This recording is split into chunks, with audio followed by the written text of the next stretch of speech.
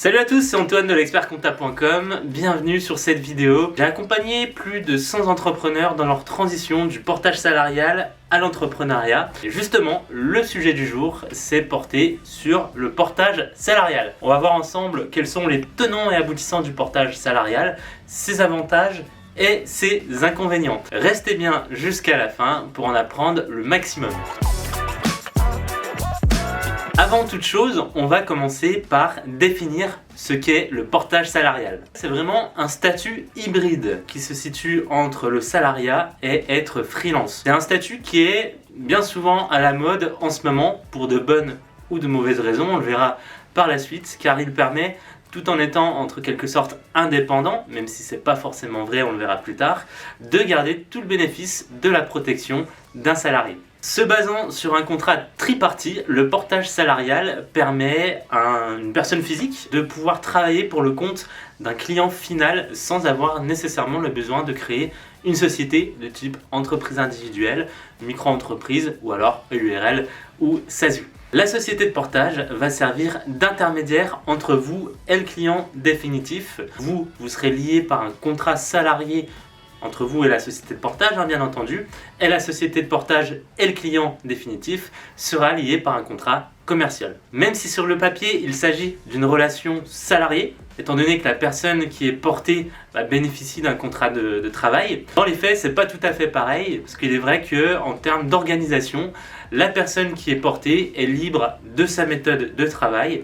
Elle sera également libre, par exemple, de fixer ses tarifs et ses conditions de travail. Ok, mais alors dans tout ça, quel est le rôle de la société de portage? Eh bien, la société de portage va intervenir notamment dans le domaine administratif lié à l'administration sur différents points. Premier point, la mise en place de la convention de portage. Deuxième point, la mise en place du contrat de prestation entre le client définitif et la société de portage. Troisième point, c'est elle qui va se charger de facturer la prestation que le salarié porté va faire auprès du client définitif. Quatrième point, ouvrir et gérer ce qu'on appelle le compte d'activité. Cinquième point, assez essentiel, assurer l'adaptation du salarié à son nouveau poste de travail pour savoir si tout convient pour l'un comme pour l'autre.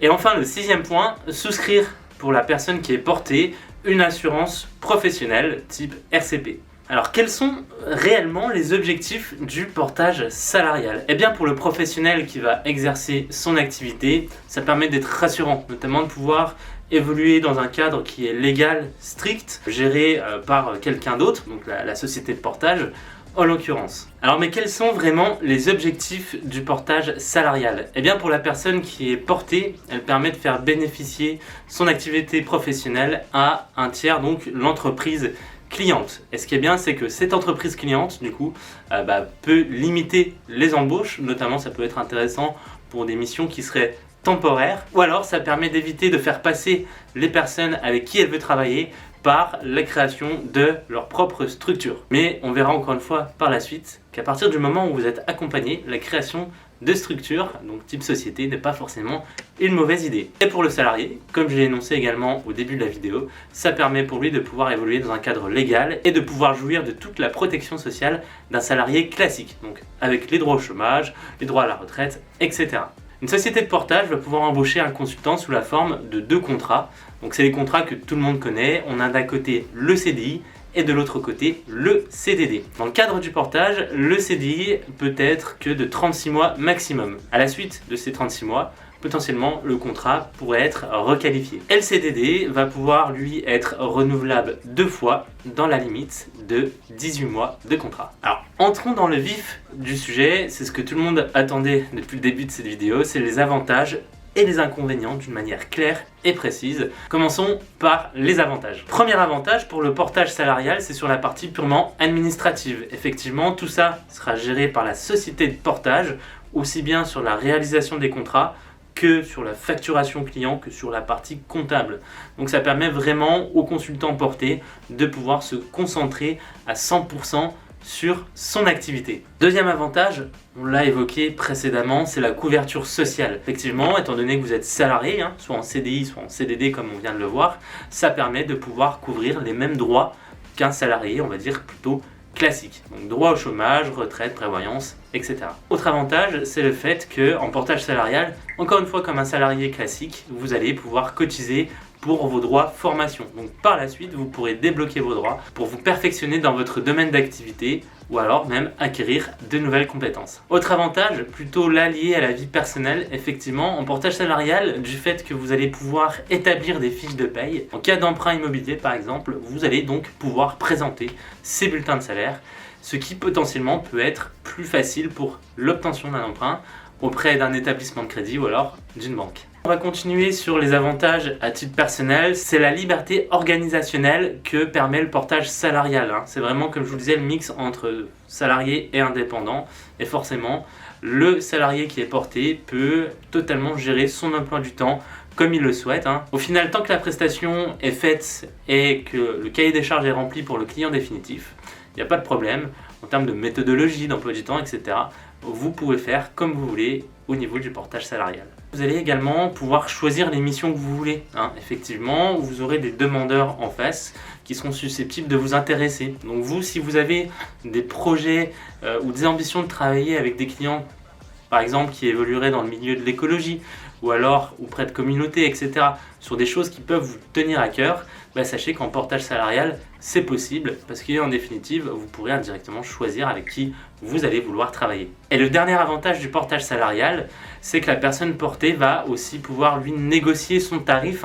C'est un accord tripartite, je vous rappelle, donc les 3 acteurs vont rentrer dans la négociation, mais il y a quand même une marge de manœuvre et une flexibilité à ce niveau-là, où vous pourrez effectivement négocier votre tarif en fonction de votre expérience et de vos compétences. Et maintenant, passons aux inconvénients du portage salarial. Effectivement, oui, il n'y a pas que des avantages. Le premier inconvénient, ça va être le coût du portage. Effectivement, étant donné qu'un troisième acteur entre dans la partie, la société de portage, elle prend une commission sur votre chiffre d'affaires qui peut parfois être assez élevé, ça peut aller de 3 à 8%, ça dépend vraiment des sociétés de portage. Donc c'est pas mal, si on fait les comptes en fin d'année, ça peut vite chiffrer. Il faut toujours être vigilant par rapport à ça, et parfois on se rendra compte que créer sa société soi-même, en passant par un expert comptable, ça peut rapidement, même très rapidement, devenir moins coûteux que de passer par une société de portage, du fait qu'on traite directement avec le client définitif. Un inconvénient au niveau des frais déductibles. En société de portage, vous n'allez pas pouvoir faire passer plus de 30%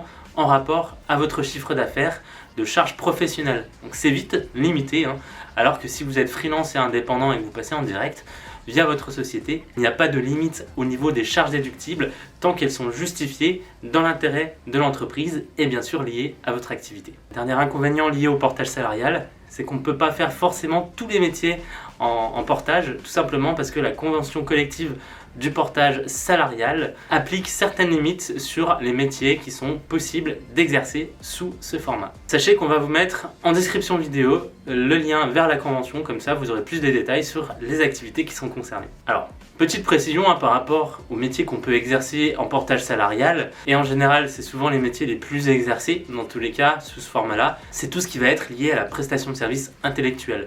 Donc on aura par exemple le domaine de l'informatique, que ce soit des développeurs ou des gestionnaires de projets par exemple, ou alors au sens plus large, on aura le domaine du conseil aux entreprises, par exemple les consultants en organisation, les personnes qui font du conseil RH ou ce genre d'activité. Alors voilà, vous savez tout par rapport au portage salarial. Toutefois attention et soyez vigilants par rapport à ce que je viens de dire, et pour moi les choses à retenir, c'est que c'est pas forcément toujours tout rose le portage salarial, malgré que ce statut ait de plus en plus de notoriété en ce moment. Généralement, le portage salarial est adapté pour de courtes missions, 2, 3 ou 6 mois par exemple, guère plus. Et si vous avez un client sur le long terme, sur une mission on va dire de 6 mois, 1 an, 2 ans, 3 ans, l'intérêt pour vous serait de passer freelance, d'être 100% indépendant, de vraiment franchir le cap. C'est quand même vachement plus valorisant. D'un point de vue financier, vous allez pouvoir y gagner plus. Le fait de ne pas avoir de commission sur son chiffre d'affaires qui serait rebasculé sur la société de portage, vous allez vraiment, d'un point de vue freelance, pouvoir percevoir 100% du chiffre d'affaires et également, comme on l'a vu précédemment, pouvoir optimiser vos charges professionnelles. Et également, sachez qu'il existe plein d'acteurs actuellement qui sont digitaux, comme l'expertcomptable.com, qui peuvent vous accompagner de A à Z sur toutes les démarches administratives pour vraiment effacer les barrières de la création de société et de la gestion de la société d'un point de vue comptable par la suite. Donc au final, vous n'aurez pas plus de choses à faire que la société de portage et ça vous permettra bien sûr, comme je l'ai dit, de pouvoir être là 100% indépendant cette fois-ci. Et voilà, maintenant vous savez tout sur la société de portage, ses avantages et ses inconvénients, quelles sont les autres alternatives. Effectivement, si vous souhaitez vous renseigner plus en détail sur la partie indépendant, la création de société, on a fait plein de vidéos à ce sujet que vous allez pouvoir retrouver sur notre chaîne YouTube et que je vous invite à visionner. Et surtout, si vous avez besoin de plus de détails sur la création d'entreprise, n'hésitez pas à nous contacter directement sur notre site internet ou alors à poser vos questions en commentaire. D'ici là, n'oubliez pas de vous abonner, on sort régulièrement des vidéos, au moins une fois par semaine sur la chaîne YouTube l'expertcomptable.com avec plein de contenus intéressants liés à ce sujet justement, donc au sujet de l'indépendance, du portage, etc. Donc je compte sur vous pour l'abonnement. Moi je vous dis ciao, à la prochaine.